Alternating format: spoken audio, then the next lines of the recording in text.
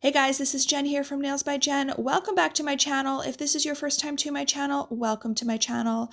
So today's video is going to be a watch me work video. I'm going to create this beautiful spring design for you guys with a lot of inlaid items. This is not a top design, this is an encapsulated design. So if this is something you're interested in, stick around, keep watching. As always, don't forget to click that like and subscribe for me. If you have any questions or comments, leave them in the comment section below, and let's get started.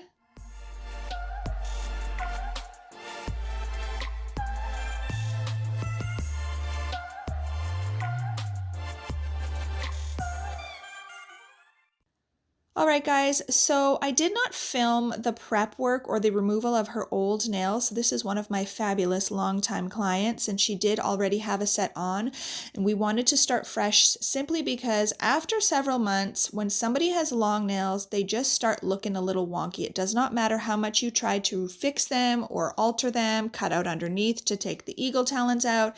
Eventually, you really just need to take them off and do a fresh set. So that's where we are at today. So I did not film that part because originally I didn't actually plan to film her nails, and then once we decided what we were going to do, I was like, oh my gosh, I need to film this.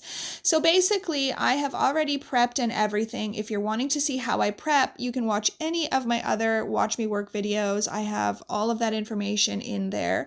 So I'm basically just right now creating a tip for her nails. I have placed on the forms, we're doing the long stiletto on her, and I am just creating a tip. Now this is how I prefer to work, especially with long nails. If I'm doing short nails, I will just create the entire nail in one step, but with long nails, I prefer to sculpt out the tip first, then I will remove the forms, and then I will do the rest of the nail.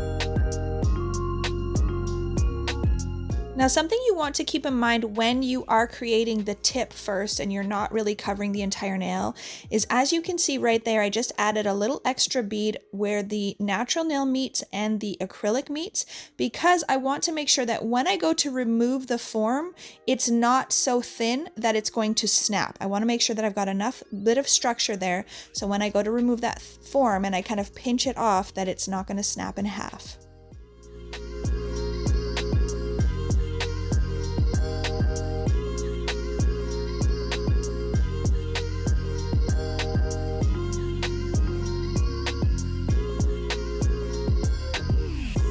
So she wanted to keep the colors very light, mint and pink kind of color scheme. So we went with this Glam and Glitz mint color. It is NCA 399. And for the pinks, I just used some custom mixed ones that I already had on hand. So I have a little bit of a darker pink and also a lighter pink acrylic. And then I also used some glitters. I've got this one, again, it's just mixed with clear acrylic. It's an iridescent fine glitter, and some flakes that I also mixed with acrylic. And then I've got these two from Glitter Mix Canada, Rose Pink 219 OMG. This is an awesome mix. I love these ones for spring. And then I've also got a mint one, and it's called Mint Shake 227, again from Glitter Mix Canada, and it's the same type of mix. It's got hexagons and circles, gold and mint. And then I used these butterfly decals, and I believe I got these off of eBay or AliExpress, I cannot remember, and they are really, really good. They actually stick pretty good. They don't stick amazingly. They are a little on the thicker side, but they are so pretty, you guys. She absolutely loved the addition of, or the combination, I should say, of the flowers and butterflies. So a little trick if you're having issues with decals sticking down, I have been doing this for years and years. Lots of people do this now. Basically, you just want to add a few slits into the decal. You don't want to cut all the way through. You want to cut into the center. I usually do 3 or 4 slits depending on how large the decal is, and it'll just help the image to lay down. So you'll see here with this one, I did it before I actually stuck it onto the nail, so you get a better idea of what I'm talking about. So I did 1 slit there, another slit, and another slit. So I just did 3 on this one. So when the image lays down, it will kind of overlap just slightly where those slits are, but it never alters the image that much that you will see it. And something else you may have noticed is that I did add a thin layer of acrylic to the entire nail. This is to prevent having to file into the natural nail when I'm switching out her encapsulated designs. So if she switches out colors next time, I'm going to have to just file down to this thin layer rather than filing right into her natural nail. Alright guys, so it's time to get into the colors. So as you can see, I dipped my brush into both of the pinks and created a little marbling bead. And I'm just dragging my brush through those two colors. And then I'm going to grab a little bit of the mint, and I'm also going to marble that in with the pinks. The great thing about marbling is it does not have to be perfect. Each nail is going to look different, and it's not hard to do at all. Very beginner friendly. Then I'm going to grab a little bit of that glitter, just the fine glitter mix, and I'm going to add some of that. I'm also going to add some of the flakes, and then I'm going to pat in some of that dry glitter from Glitter Mix Canada. I'm going to put a little bit of the mint on the bottom and a little bit of the pink on the top.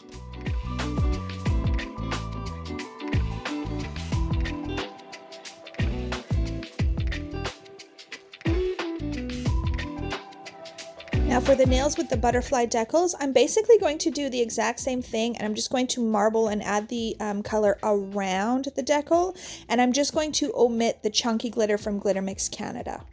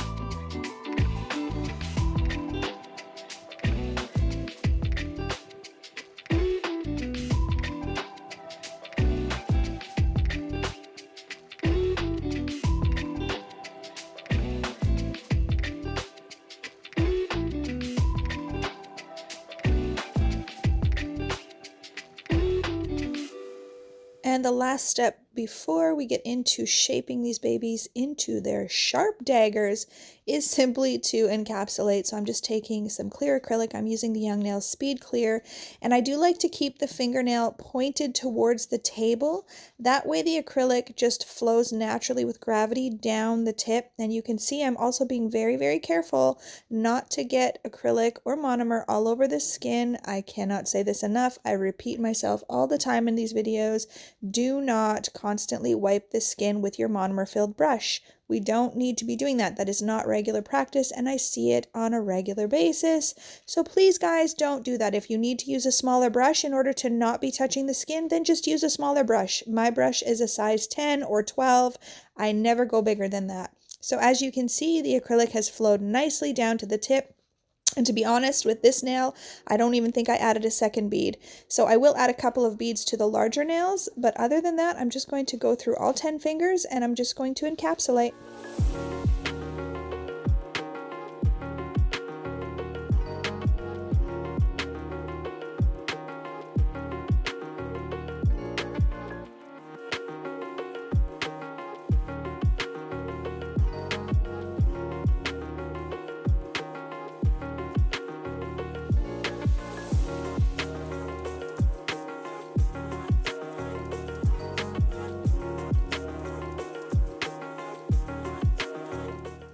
So as mentioned, I am now going to get into shaping these nails up. I do prefer to use a hand file for my shaping instead of an e-file, simply because I find the e-file is a lot harder on my carpal tunnel than the hand file is. Now she likes her nails to be super sharp. She likes daggers, so that's exactly what I'm going to give her. I'm going to make sure that they are extremely pointy, and I'm just going to continue on doing that with all 10 fingers. And then I'm going to buff them with a 100 grit buffer. And the reason that I prefer to buff the nails when I'm doing encapsulated designs like this is that I do find that if I don't buff them, you can see little ridges when you top coat from the hand file, so it just makes a smoother finish, and it just helps that the images or the items that you have inlaid, whether it's glitter, decals, or whatever, that they show really nicely.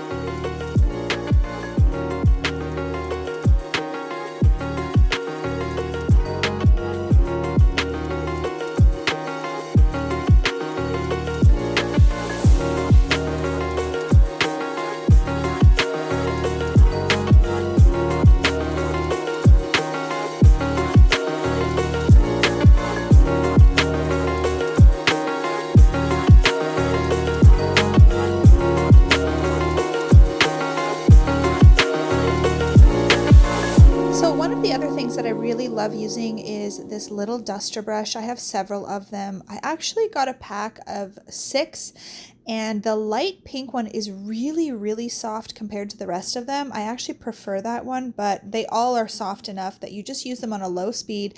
I just find it really helps to get in those grooves of the proximal nail fold area and get out all of the dust and debris. And then I also go in obviously with a cleanse as well and cleanse the nail before I apply my top coat.